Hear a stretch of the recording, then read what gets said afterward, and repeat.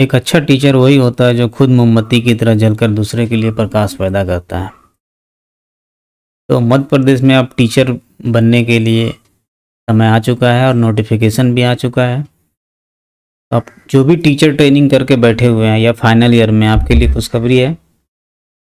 और आप इस फॉर्म को भरें, अप्लाई करें, एस्टेट पास करें। उसके बाद जब भी वैकेंसी निकलती है आप भरें। ये तो लाइफ टाइम वैलिडिटी का है। आप एक बार पास कीजिए, उसके बाद लाइफ टाइम तक अब कभी भी वैकेंसी निकलेगी तो आप भर सकते हैं। तो बिना देर किए नोटिफिकेशन पर आते हैं। मैंने इसको लगभग 10 से 15 मिनट के अंदर में समेटने की कोशिश करूँगा और जो जो इम्पोर्टेंट और ज़रूरी है वो ही सिर्फ बताऊँगा। बाकी बहुत सारे इंस्ट्रक्शन हैं, उस पर अगर आप ध्यान थोड़ा बहुत देते, या नॉर्मल जनरल इंस्ट्रक्शन है वो सब एग्ज़ाम में होता है, कॉमन टाइप का है। लेकिन जो स्पेशल है ये हर कोड वाइज, इसमें 6 तरह के वैकेंसी निकले हैं। 6 तरह के वैकेंसी के लिए सारा हम क्लियर करेंगे। जैसे कि जो माध्यमिक शिक्षक के लिए है 3 तरह का है, नॉर्मल सब्जेक्ट वाइज है, फिर खेल के लिए है, स्पोर्ट्स के लिए, फिर म्यूजिक के लिए, उसी तरह से प्राइमरी टीचर के लिए, यानी तीनों के लिए 6 तरह के पोस्ट के लिए निकले हैं। तो आगे देखते हैं। इसका जो लास्ट डेट है, इसका जो लास्ट डेट रहेगा 13 फरवरी रहेगा। और आप संशोधन कर सकते हैं, मतलब उसमें कुछ अमेंडमेंट कर सकते हैं आप 18 फरवरी तक कर सकते हैं, यानी कि 5 दिन का लॉकिंग पीरियड रहेगा। एग्ज़ाम आपका 25 अप्रैल को होगा, ये कहीं नोट करके रख लीजिएगा।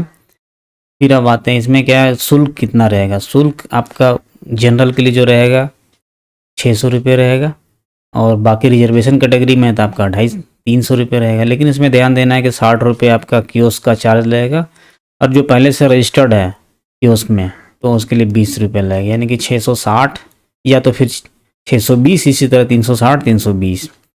तो एग्ज़ाम के लिए उसने डेट बता दिया है, और उसके साथ साथ सीटिंग भी बता दिया है कि जो 9 से 11 बजे की एग्ज़ाम होगी उसके लिए आपको 7 से 8 बजे रिपोर्टिंग करना है।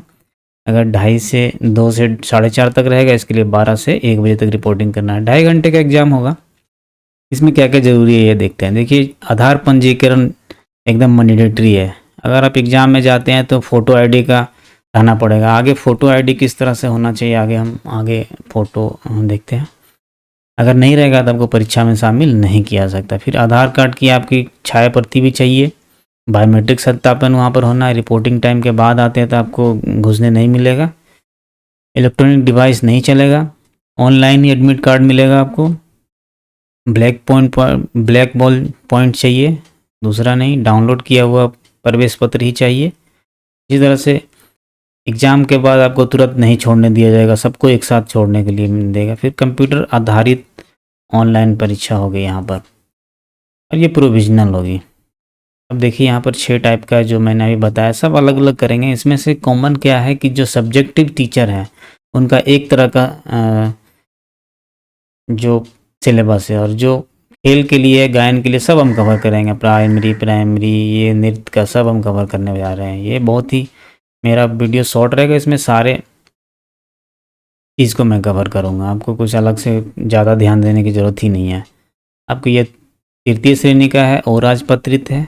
क्या क्या शैक्षणिक अर्हता चाहिए, किसके लिए, जो सब्जेक्टिव टीचर है, यानी माध्यमिक शिक्षक जो सब्जेक्टिव टीचर है, क्या चाहिए उनके लिए। ग्रेजुएशन चाहिए, उसके साथ 2 वर्षीय डिप्लोमा चाहिए प्रारंभिक शिक्षा में, या फिर उसके अलावा। फिर अगर आप कोई भी सब्जेक्ट में आप 50% ग्रेजुएशन है, उसके साथ साथ 1 साल का बीएड भी चलेगा, 1 वर्षीय बीएड भी चलेगा। बीएड है तो 1 साल, अगर आपको प्रारंभिक शिक्षा में 2 वर्षीय एक डिप्लोमा होता है एलिमेंट्री, जिस 2 साल के लिए चाहिए। फिर अगर आप 45% के साथ ग्रेजुएशन है तो इसके साथ क्या चाहिए, जो एनटीए से अप्रूव्ड है उसके लिए ग्रेजुएशन बीएड, मतलब ना राष्ट्रीय अध्यापक शिक्षा परिषद से सेम टाइप का है, सब तो अप्रूव होता ही है।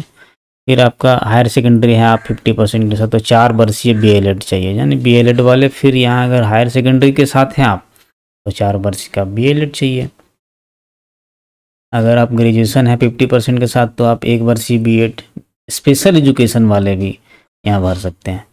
फिर अगर आप आरक्षित वर्ष हैं, SC ST OBC है, ध्यान दीजिएगा कि यहाँ सिर्फ MP वाले को ये आरक्षण का के लिए मिलेगा, तो इसके लिए 5% छूट दिया गया है। यानी आपका थोड़ा ये जितना परसेंटेज जो मैंने बताया है 50%, 50%, 50%, 45 में, इसमें सब में 5% माइनस कर देंगे आप, उतना परसेंट आपको छूट मिलेगा। आप कम भी रहेगा तो आप भर सकते हैं। इसमें से पद नाम क्या क्या रहेगा? माध्यमिक शिक्षा के लिए ऐसी जो रिजर्वेशन वाले हैं उनके लिए 50% न्यूनतम अंक से पास होंगे आप। अन्य जो है आपको 60% लाना पड़ेगा। वैसे इस पात्रता परीक्षा में तो ज़्यादा लाना ही पड़ता है, लेकिन ये मिनिमम है।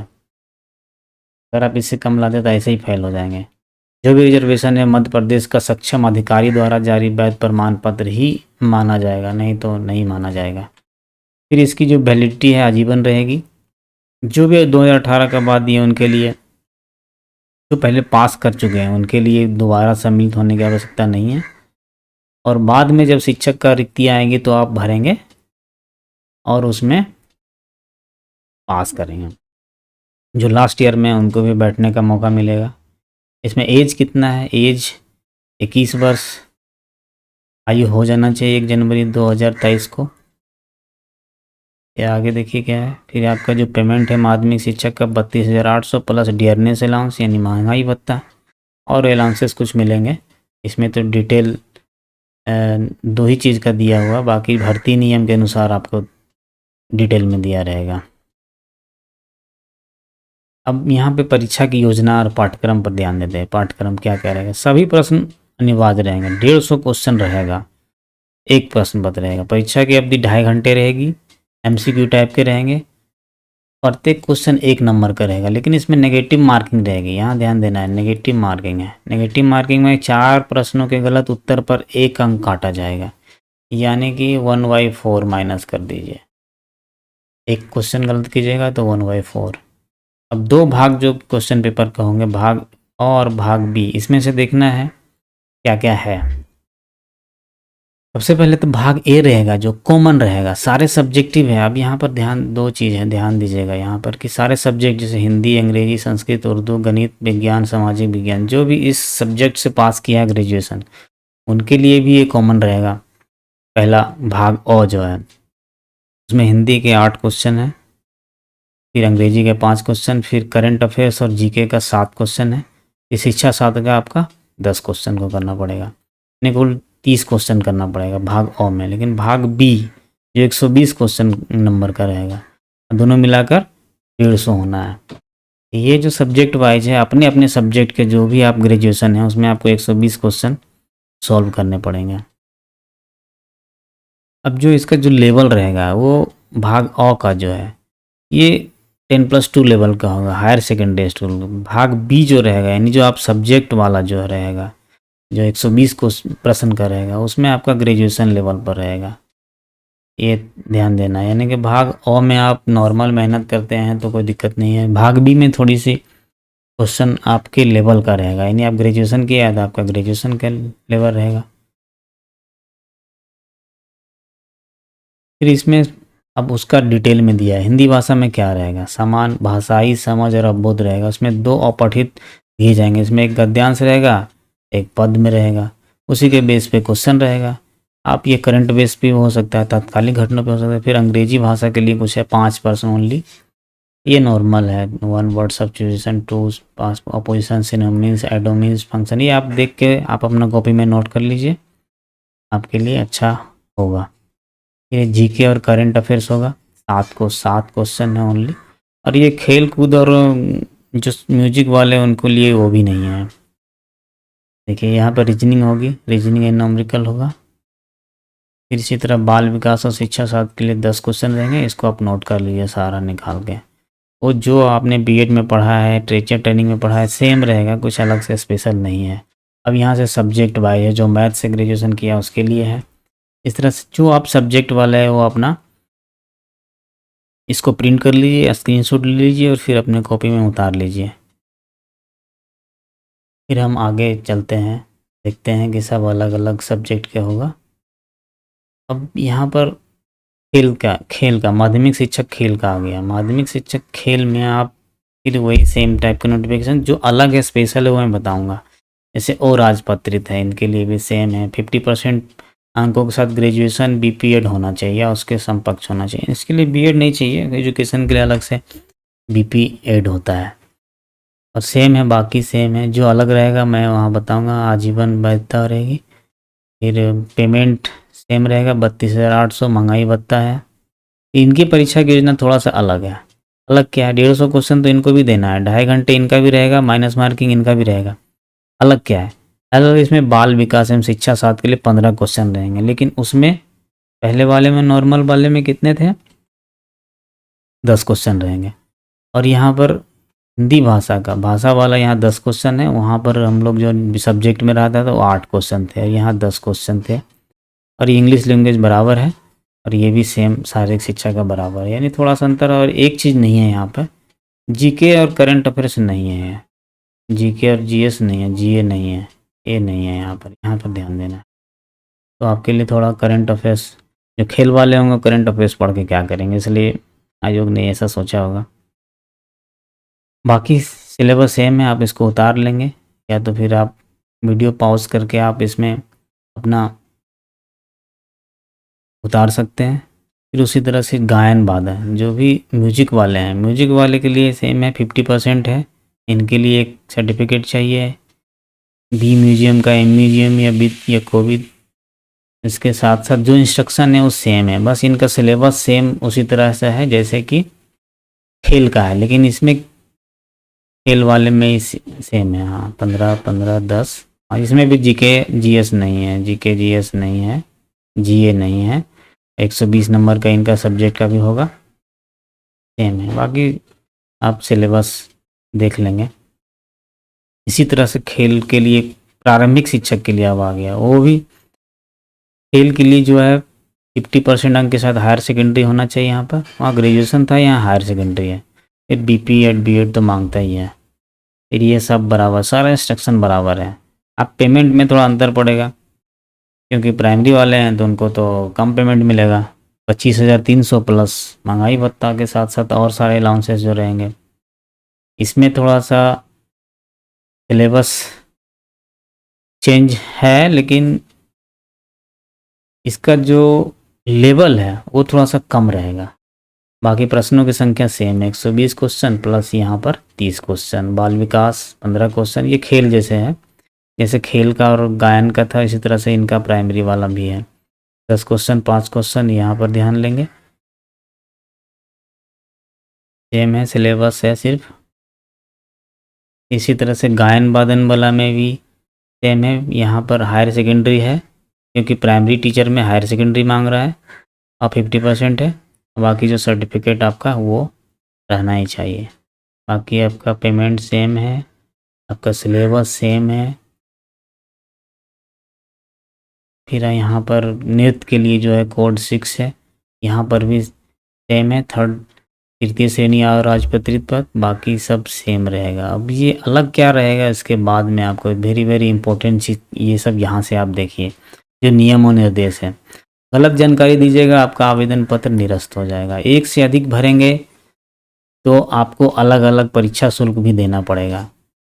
जो भी प्रश्न, जो भी योग्यता संबंधी प्रमाण पत्र वो आपको अपलोड करना पड़ेगा, यानी कि स्कैन करके आप रख लीजिए। परीक्षा हॉल में एडमिट कार्ड के साथ साथ क्या क्या लेके जाना है, आप ब्लैक बॉल पॉइंट पेन लेके जाना है, फोटो आईडी लेके जाना है। कोई भी इलेक्ट्रॉनिक डिवाइस नहीं चलेगा। अगर आप डिसेबल्ड हैं तो उसके लिए कुछ सुविधा दिया गया है, उनको हेल्प प्रदान किया जाता है एग्ज़ाम में अगर किसी भी तरह का जो सुविधा होता है वो, लेकिन उसके लिए पहले आपको अप्लाई करना पड़ेगा। एडमिट कार्ड कैसे मिलेगा, एडमिट कार्ड लेने के लिए वेबसाइट पर ही मिलेगा, PEB-MP गवर्नमेंट। फिर एडमिट कार्ड पर जो अंगूठे का निशान लगाना है वो ब्लैक बॉल पॉइंट पेन से अंकित करना नहीं, अंगूठे के निशान कब लगाना है, परीक्षा के दौरान ही लगाना है। जब वहाँ पर खाली स्थान है वो एनेक्सर 1 में रहेगा, वो लास्ट में हम एक बार दिखा देंगे आपको, और नोटिफिकेशन में है ऑलरेडी। और जो सिग्नेचर करेंगे वो काले पॉइंट से करेंगे। फिर मूल्यांकन पद्धति क्या है, इसका ऋणात्मक है, वो हमने बता दिया पहले से। त्रुटिपूर्ण प्रश्न, अगर कोई क्वेश्चन ही गलत है तो उस क्वेश्चन को टोटल में से हटा दिया जाएगा। जैसे कोई 10 क्वेश्चन है तो उसमें से पूरा क्वेश्चन हटा के फिर उसके बाद मेरिट लिस्ट निकाली जाएगी। ये नॉर्मलाइजेशन पद्धति अपनाई जाए, क्योंकि एक शिफ्ट से ज़्यादा शिफ्ट में भी एग्ज़ाम लेंगे, इसलिए आप नॉर्मलाइजेशन के लिए मॉडल वेबसाइट पर आप देख सकते हैं। बाकी सब वही है। अनफेयर मीन्स को यूज नहीं करना, इलेक्ट्रॉनिक उपकरण को नहीं लेके जाना है। परीक्षा के दौरान अगर आप चिल्ला रहे हैं, बोल रहे हैं, गाना-फूसी कर रहे हैं, किसी और से संपर्क भी नहीं करना है, नहीं तो आप डिस्क्वालीफाई हो जाएँगे। कोई सामग्री ऐसा नहीं है, नहीं लेके जाना है।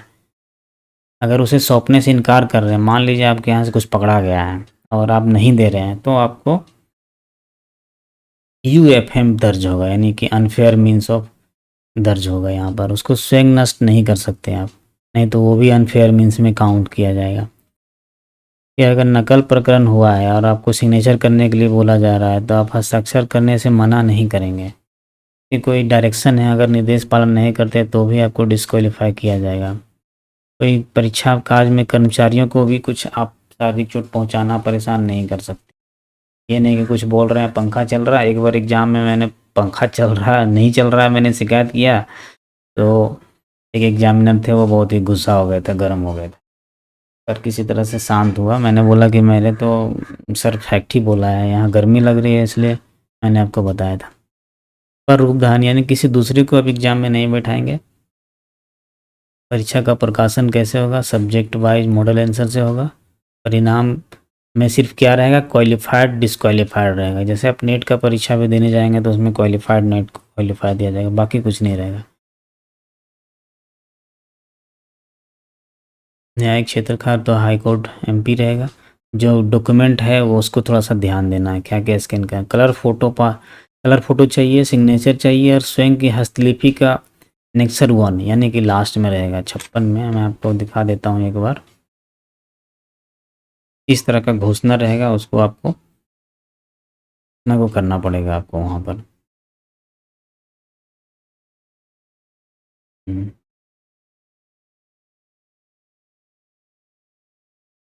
ना अब यहाँ पर एक इम्पोर्टेंट चीज़ है, ध्यान देना जरूर। जो भी आप कैटेगरी वाले हैं, रिजर्वेशन वाले, उनके लिए भी स्कैन करा के ही भरना पड़ेगा। फिर फ़ोटो ऊपर में होना चाहिए और सिग्नेचर नीचे में होना चाहिए। सामने से फ़ोटो खींचा होना चाहिए। दोनों कान भी दिखने चाहिए। 3 महीने से पुराना नहीं होना चाहिए। अगर दाढ़ी या क्लीन शेव में जैसे भी आप फ़ोटो खिंचाएँ, उसी तरह से आप परीक्षा हॉल में बैठेंगे। ये नहीं कि आप दाढ़ी बढ़ा के फ़ोटो खिंचाएँ, आप वहाँ दाढ़ी बना के जाएँगे तो वो आपको नहीं जाने देंगे। इसलिए आप पहले से ही ध्यान देंगे कि जिस तरह का फ़ोटो दिया है उसी तरह का आप होलिया बना के एग्ज़ाम देने जाएंगे। चश्मा अगर करते हैं, चश्मा लगा कर ही फ़ोटो खिंचाइए, यानी वैसे ही दिखना चाहिए। और काउंसलिंग के समय भी सेम फ़ोटो लगेगा। जब आपका जॉब होने के लिए, जब टीचर के लिए भरेंगे, तब भी आपको सेम फ़ोटो चाहिए। इसलिए आप 5 कॉपी अलग से भी रख भी लीजिए। सिग्नेचर कैपिटल लेटर में नहीं करना है, एक से ज़्यादा नहीं करना है, समान हस्ताक्षर ही करना है, यानी अलग अलग से नहीं करना है। कुछ फॉर्म भरने के लिए मेथड दिया गया है जो आपको पहले से, जैसे आप भरते जाएंगे, जैसे आपको मिलता जाएगा, हड़बड़ाने की ज़रूरत नहीं है। बाकी डेबिट क्रेडिट की परीक्षा का भुगतान, ये तो सब क्लियर है ही। इंटरनेट बैंकिंग कैसे भी आप दे सकते हैं। इसमें एक चीज़ और ध्यान देना, एक से अधिक ऑनलाइन नहीं भर सकते। डुप्लीकेट है तो क्या होगा, अगर दोबारा भर रहे हैं तो वो बताएगा कि क्या आप दोबारा पहले वाले को निरस्त करना चाहते हैं। अगर आपने हाँ बोला तो वो ख़त्म हो जाएगा, नए वाले का मान्यता किया जाएगा। लेकिन उसमें क्या होगा, आपका पहले से जो आपने अगर फ़ी पेड कर दिया है तो आपका राज साथ, मतलब आप लैप्स चला जाएगा, वो नहीं मिलेगा और आपको दोबारा अगेन शुल्क देना पड़ेगा, फीस देना पड़ेगा। इसलिए आप पहले से ध्यान देकर ही भरेंगे, अन्यथा नहीं भरेंगे। ये टोल फ्री नंबर है, कोई भी समस्या हो तो यहाँ कर सकते हैं। ये ईमेल आईडी है वेबसाइट का। बाकी सेम हमने जो कवर किया वही है। ये एक बार डिक्लेरेशन देख लेंगे। फ़ोटो इस तरह का रहेगा, सिग्नेचर यहाँ इस बॉक्स में ही रहना चाहिए और ये डिक्लेरेशन है। तो आशा करता हूँ कि मैंने लगभग जो भी ज़रूरी चीज़ें थी वो सब मैंने कवर किया है। इससे बाहर तो शायद नहीं हो सकता है, और आप एक बार डिटेल से खुद से पढ़ लेंगे। बाकी फॉर्म को भरें। टीचर का एजुकेशन जो जॉब है, टीचिंग जॉब, वो बहुत अच्छी जॉब है। अगर वीडियो लगा हुआ और मैंने सब कुछ बताया है तो आप ज़रूर सब्सक्राइब करें, और कुछ भी जो मिस्टेक है, गलतियां हैं, वो हमें ज़रूर बताएं। धन्यवाद।